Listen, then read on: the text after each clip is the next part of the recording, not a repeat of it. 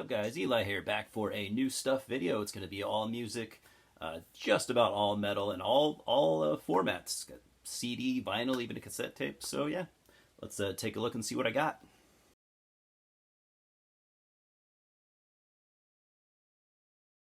Alright, I think we'll start off with the cassette tape. I have the, this came out in 2022 on Head Split Records. I have the Ruin and Anatomia split tape.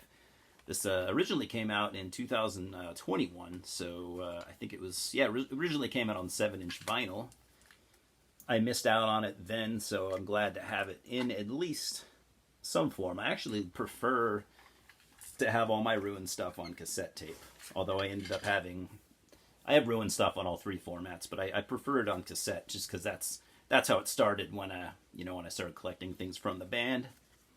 Obviously, you've heard me talk about Ruin on this channel at least a dozen times. One of my favorite current death metal bands. Just great, dirty death metal out of California. I like Anatomia. I've never owned anything from them. Anatomia are a really long-running, nasty doom death band from Japan. Really, really worth checking out if you've never heard them and you like just gnarly, crusty death doom. Yeah, Anatomia are definitely for you.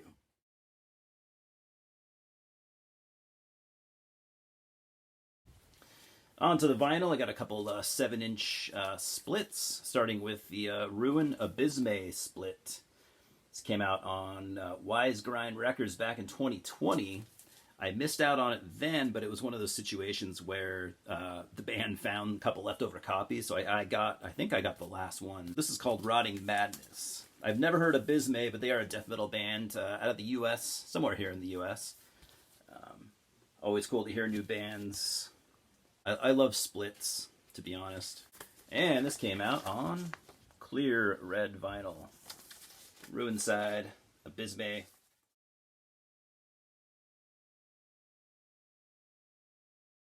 Then I have the Violation Wound Ruin split. Violation Wound are a punk band formed by Chris Reifert of Autopsy. I've heard a little bit here and there, not really my thing, but it's still kind of cool. This came out on Fudgeworthy Records, a really, really cool label out of the U.S. Long-running label from like 1990. Long-running label, but they've only released like 30-something releases. They kind of sparse, but they've released some cool shit like Gonkulator, Black Massive Absu. This came out on clear green vinyl, Ruin side. Weird labels, but hey, it's an indie label. What can you do? That was limited to 550 copies, by the way.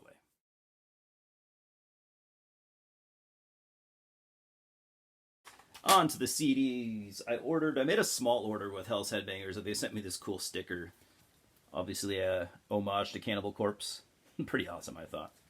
Being a Cannibal Corpse fan. Starting off with this this flub. I had this way back when I was a kid, and I don't remember it being a 2-disc. Maybe the version I had was single disc. Anyway, came out in 1982. We're talking about Black Sabbath, Live Evil. Like I said, I used to have it. I don't know what happened to my copy, but it's long gone. I must have had a single disc version because this is disc 1 of a 2-disc set. So I looked into it, and basically both discs they come in their own jewel cases with, I think, the same cover. Could be wrong on that. Pretty sure it's the same cover though. So I have disc 2. I went on Discogs and I found one guy that had disc 1, just disc 1 that he was selling. The only seller on Discogs that had disc 1 and disc 1 by itself. So I snagged that, and that should be here whenever he decides to send it out. I always really love this cover, by the way. I know a lot of you are well familiar with it, but and I don't even know all the references. Maybe you could help me out. I know, like, that's the War Pig. I always assumed this was the Neon Knight.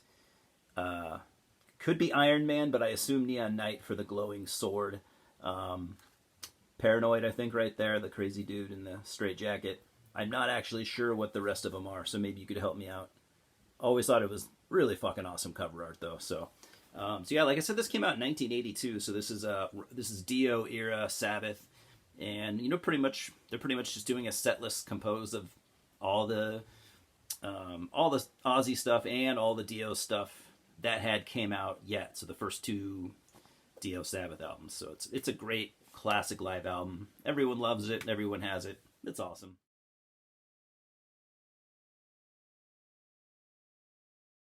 Then I got this just because I never had it. I don't know how this one passed me by back in the day. I've collected Iron Maiden stuff for a long time, but just have never had this. This is not considered to be one of their best live albums, but it's Maiden, and I'll pretty much buy anything they put their name on. I know I'm one of those guys, but a real dead one. So this came out back in '93, and this is just another one of the many, many, many live Maiden albums. I've always heard over the years that this is far from their best live album, but I mean, I don't see how it could be bad. I mean, Maiden were still good in '93, let's be honest. They still sounded great. I think they were still putting out decent material. There's absolutely nothing wrong with 1993 era modern Iron Maiden.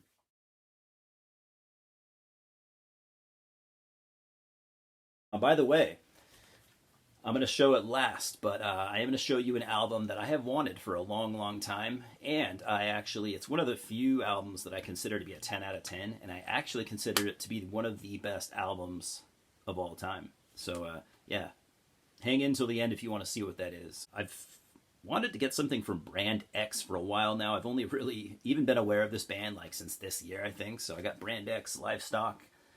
Brand X were a kind of a fusion band, prog, whatever you want to call it. Originally came out in 1977. I have the '89 Virgin Records repress. So they were an instrumental band, at least the stuff I've heard, instrumental. I don't know if they always were. The reason these guys got on my radar is because Phil Collins actually played drums with them for a good couple of years, and he actually is on this album. I believe this is an EP, but it's Phil right there. It's 5 tracks, but they are kind of long tracks. I have read that this is not a real good Brand X album, but I found it pretty cheap, and I figured I'll start there, and then I'll start picking up the rest of this stuff. I've heard the album that came before this, and I thought it was fantastic. Just ripping, just smoking jazz fusion. Awesome stuff.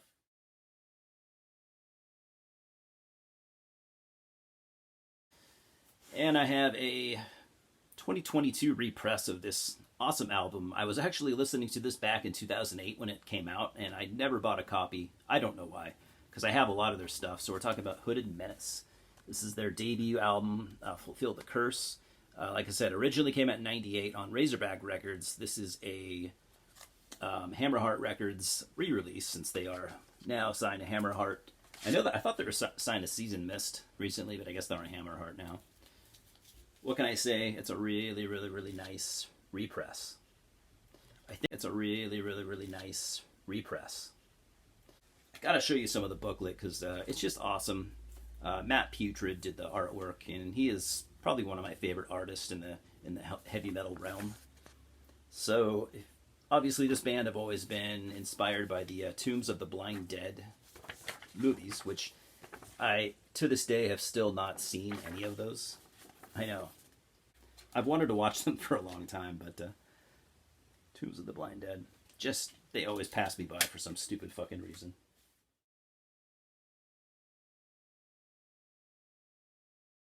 The only thing that I've never owned from the early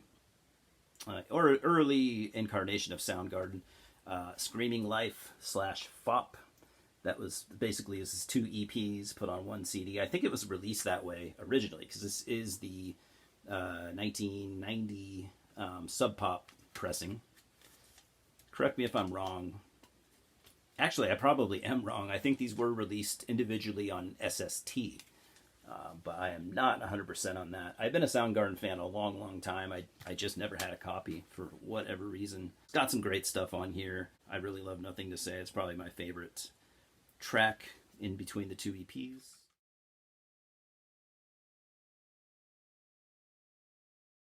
Then I got this 2013 repress of the original, or I should say debut, 1987 album from Italy's Dark Quarter. I've always wanted to get this album released for a long time. Dark Quarter were a great kind of epic doom band from Italy. They might have had a little bit of that occult doom stuff going on that was really, really big in Italy in the 80s and still is to this day. But I always thought they were a little more epic, little bit more, maybe a little bit of Manowar in addition to that occult doom. But yeah, always love this album. It's fantastic. This is a 2-disc version from Shadow Kingdom Records, and it's 2 discs. It's got disc 1 has the album, of course, but disc 2 actually has the album re-recorded from back in 2012. Is that necessary? I don't know. I don't know. I guess I'll give it a listen, but I don't really see the point in probably listening to it more than once. But needless to say, I'm glad to finally have this classic album in my collection.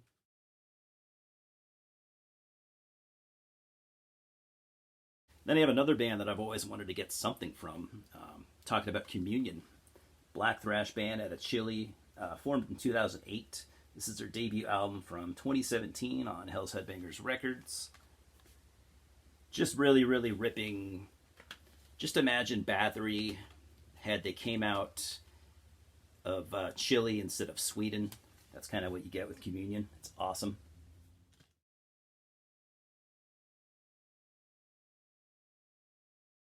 And yet another band. A lot of these albums are albums that I've, from bands I've been meaning to check out for a long time, or have checked out, but just never got any of their, any physical formats. So we're talking about Denouncement, Pyre from Australia. Excellent black death metal band.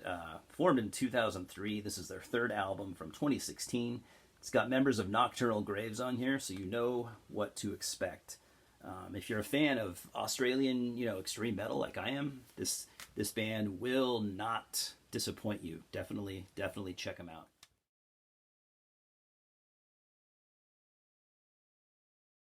And last, but definitely not least, because this is the album that I was talking about earlier. I've wanted this album for a long time. I think it is one of the best albums ever made. This album, just every time I listen to it, it blows my mind just completely apart. We're talking about 666 by Aphrodites Child. Aphrodites Child were a Greek, kind of a psych prog band. I think they started like the mid-60s. They didn't have a real long run. I think they only went to like the mid-70s. They started off kind of like a poppy psychedelic rock. I don't like it at all. This is the only thing they've done that I like, actually. They put this out, completely changed their style for this album, and they never did anything after it, which is a bummer, because I think if they had continued in the vein of this, I think they just would have been one of the best bands of all time. I mean, they still kind of are. This is a 2-disc album. It's real long, and this thing clocks in at over an hour. They are kind of famous for having the famous composer Vangelis, the famous Greek composer, did the Blade Runner soundtrack, a bunch of other cool shit. This was his band before he started, composing electronic music and soundtracks and all that. So very historical for that reason. If you like prog, if you like psych, this album is a must-have. I mean, your collection is literally weak and feeble without this being in it. So,